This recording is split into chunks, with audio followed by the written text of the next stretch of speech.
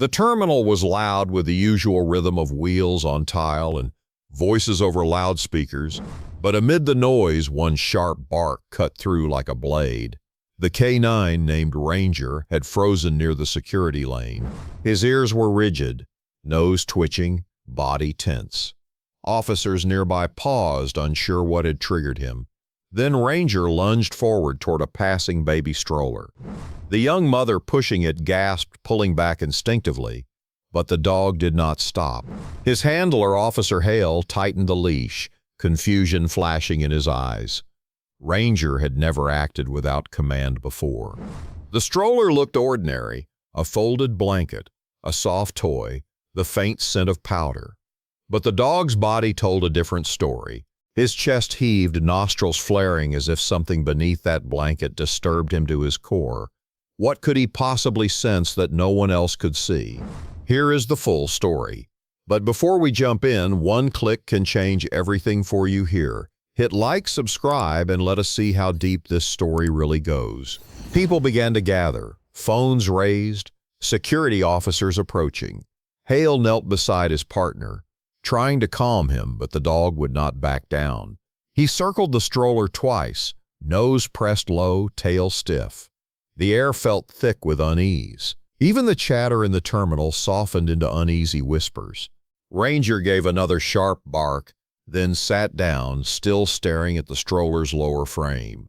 Hale noticed it then, a faint metallic rattle beneath the cloth seat. It was not the sound of baby toys. It was heavier, denser. A cold wave ran through him. Could it be a hidden compartment? Contraband? A weapon? He motioned for backup as Ranger's stare stayed locked, unblinking on the stroller. Security sealed the area. The mother protested softly, but her face showed fear, not guilt. Hale felt torn between empathy and duty. He had worked alongside Ranger long enough to trust that the dog was never wrong. Yet the idea that something dangerous could be hidden inside an infant stroller was unthinkable. Officers began scanning with portable detectors. The first sweep read clean. The second, near the base, gave a faint beep. Ranger's ears twitched sharply. He barked once more, shorter, more precise. The signal matched his reaction perfectly. Something was there. Something real. A technician crouched down, flashlight trembling slightly. The beam slipped beneath the fabric edge, catching a faint shimmer of metal wedged deep near the stroller's axle. Hale leaned in.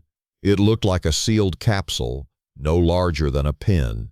But before anyone could touch it, Ranger growled low and stepped back. His body language changed. Not fear, not aggression, but warning. It was as if he knew touching it would set something in motion they were not ready for. And then, through the glass wall of the terminal, Hale saw a man watching them from across the corridor, motionless, expression unreadable, his gaze locked directly on the stroller. The man turned away the moment their eyes met. Hale called out for surveillance to track him, but the feed had already gone static. The screen blinked once and went dark, leaving only Ranger's steady breathing against the echo of silence. The terminal was sealed within minutes. Travelers were redirected, and the stroller area was cordoned off with yellow barriers. Ranger paced inside the circle, alert but calm now, as if his job had only just begun. Officer Hale felt the weight of every eye on him, yet his focus never left the dog. Investigators arrived from airport security, and the stroller was moved gently to a nearby examination bay. The small metallic capsule was photographed, measured, and scanned again. Still, the readings were inconsistent. Not quite metal, not quite plastic. Something about it confused even the tech team. Hale could sense the unease spreading. Why would someone hide something inside a baby stroller of all places? And why had the man watching from across the corridor vanished the moment they spotted him? Ranger sat beside Hale, eyes steady on the stroller as technicians worked. Every time a hand got too close, he gave a low, restrained growl, not out of aggression, but out of warning. Hale trusted that instinct more than any sensor. When the capsule was finally opened, there was no explosive, no drugs, no electronics, just a thin folded strip of paper sealed inside plastic. The writing was faded, nearly illegible, but the few words that could be read made every officer freeze. It said, "If you are reading this, you found what he could not." No one understood. Whose handwriting was it? What did it mean? Hale turned to Ranger, who remained seated, ears forward, waiting. It felt as though the dog had known there was something symbolic inside, not danger, but message. The woman who owned the stroller sat quietly nearby. She looked exhausted, terrified.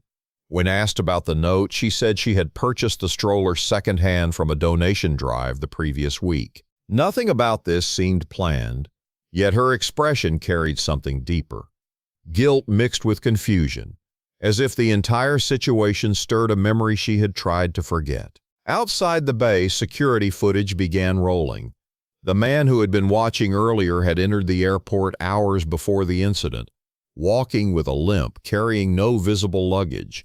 He had passed through the same donation drive truck that morning, the one where the stroller came from. The pieces began to shift, forming a strange outline of connection. Hale requested a forensic sweep of the stroller's frame. Within minutes, a technician found faint etchings along the underside of the handle. The numbers looked like a date, 8/17/2019, and a partial set of initials, E.M. Ranger sniffed the handle, then the base where the capsule had been hidden. His nose lingered there, his breathing steady, as if he recognized the scent. Hale realized it then. This was not just about smuggling or danger. The dog was responding to something deeply familiar, something human. The text pulled the serial data from the stroller's frame. It had belonged to a family whose baby had gone missing 6 years earlier, a cold case that had ended without closure. The initials on the handle matched the mother's name, Emily Moore. A quiet ripple spread through the room. Hale stared at the stroller again, realizing the note could only have been placed there recently. So who had written it, and why hide it in a stroller connected to an old missing child case? Ranger's gaze turned toward the glass wall again, to the same direction where the unknown man had stood, his tail lowered. His body trembled slightly, not from fear but memory. There was something else in that terminal, something that had not yet been found. As officers prepared to leave the scene for analysis, Ranger suddenly broke free from Hale's grip and sprinted across the corridor, straight toward an unmarked maintenance door at the far end of the hall, barking with raw urgency.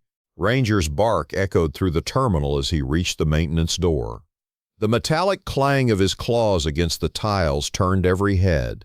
Officer Hale ran after him, heart pounding, radio pressed tight to his shoulder. Security officers joined in, forcing the door open. Inside was a narrow service corridor lined with cleaning carts, storage bins, and half-lit signs. The air felt colder here, untouched by the public. Ranger's nose was low to the ground, pulling forward with absolute certainty. He led them past stacked crates and maintenance lockers until he stopped near a row of old suitcases left for disposal. His tail stiffened. He barked once, then twice, circling one of the larger bags.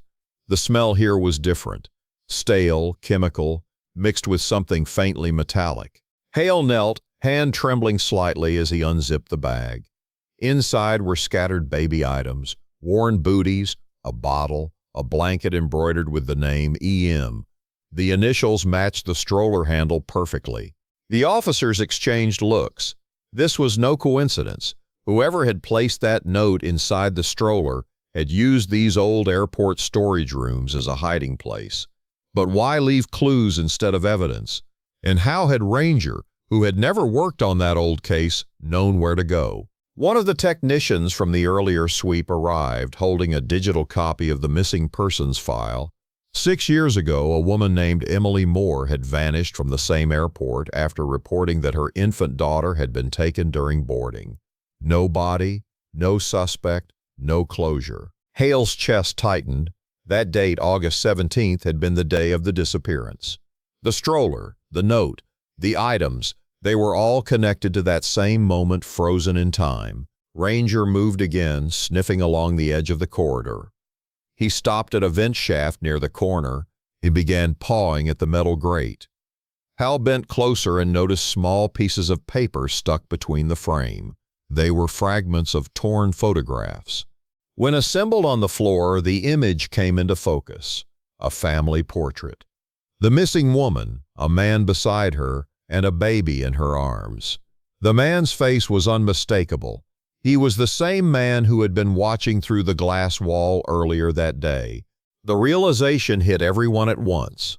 The man was not a stranger. He had been part of the original case, the primary suspect who had disappeared before trial. He had come back to the same airport years later. But for what reason? To taunt? To leave a message? The maintenance hallway camera feed was retrieved. The man had entered just 15 minutes before a ranger barked at the stroller. He had placed something near the vent, paused for several seconds, then walked out calmly toward the terminal. But for what reason? To taunt? To leave a message? The maintenance hallway camera feed was retrieved. The man had entered just 15 minutes before a ranger barked at the stroller. He had placed something near the vent, paused for several seconds, then walked out calmly toward the terminal. It explained Ranger's sudden change in behavior. He had detected the man's scent lingering on both the stroller and the vent. Something inside him had recognized it even before Hale did. The tech team carefully removed the vent cover. Inside was another capsule, identical to the first. Hale took a steady breath as they opened it. Inside was a memory card, unmarked, dusty, but intact. They rushed it to the security bay, loading the files onto a laptop. Dozens of images appeared, all surveillance stills from that same day 6 years earlier. Each photo showed the same scene from different angles. Emily Moore walking through the terminal with her baby, followed closely by the man now confirmed as her husband. In the last image, the baby's stroller was empty. A shiver ran down Hale's spine. The man had been documenting everything step by step. But if he was the father, why would he record the moment of disappearance? And why return years later to leave behind these fragments? Ranger let out a soft whine, pressing close to Hale's leg. It was the first sound of emotion since the chaos began. Hale knew this was not over. The final piece was still hidden somewhere in this web of guilt and time. As investigators prepared to close the area, Ranger suddenly turned his head toward the far end of the hall. His ears perked sharply. From beyond the door leading to the old staff exit came the faint sound of footsteps, slow, deliberate, and getting closer. The footsteps grew louder in the dim corridor. Ranger's body tensed, eyes fixed on the door. The air felt charged like the pause before a storm. Officer Hale raised his hand for silence. Every sound amplified. The hum of vents, the faint rattle of tools, Ranger's low breathing. The door creaked open. A man stepped through, older now, hair streaked with gray but unmistakably the same face from the photographs. His clothes were plain, his hands empty, yet in his eyes was something hollow, a weight that went beyond guilt. Ranger did not bark this time. He simply stood still, tail low, as if sensing that the danger here was not physical but emotional. Hale approached carefully, hand resting on his belt. The man looked down at the dog, then at the stroller still sitting behind them. For a long moment, no one moved.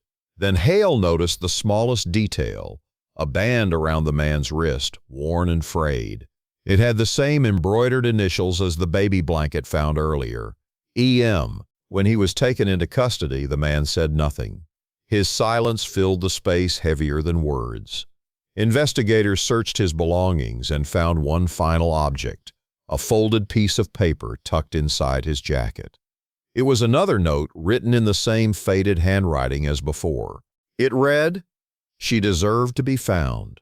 No signature, no explanation, just that single line. The evidence was reassembled piece by piece. The stroller, the capsule, the photographs. Every clue had been placed deliberately, as if the man wanted someone, anyone, to retrace his steps. The memory card showed one more hidden file, a short video clip captured from an old airport camera. The footage showed Emily Moore handing the stroller to an airline staff member moments before she vanished. The man in the video, her husband, watched from a distance. What the footage revealed next made Hale's stomach twist. The airline staffer who had taken the stroller was not an employee at all. The uniform was fake. It explained everything. Emily had trusted a stranger in uniform who walked off with her baby while the father had been too far away to intervene. He had lived with that moment replaying in his mind for 6 long years.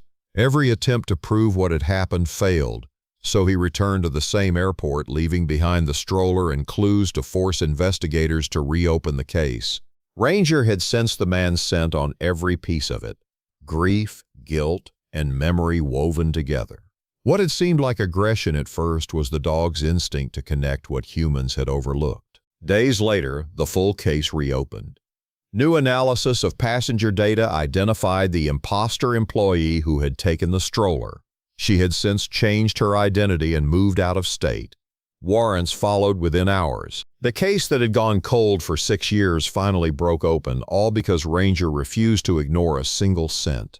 When the dust settled, Officer Hale stood beside his partner in the airport's main hall. The place felt different now, quieter, lighter.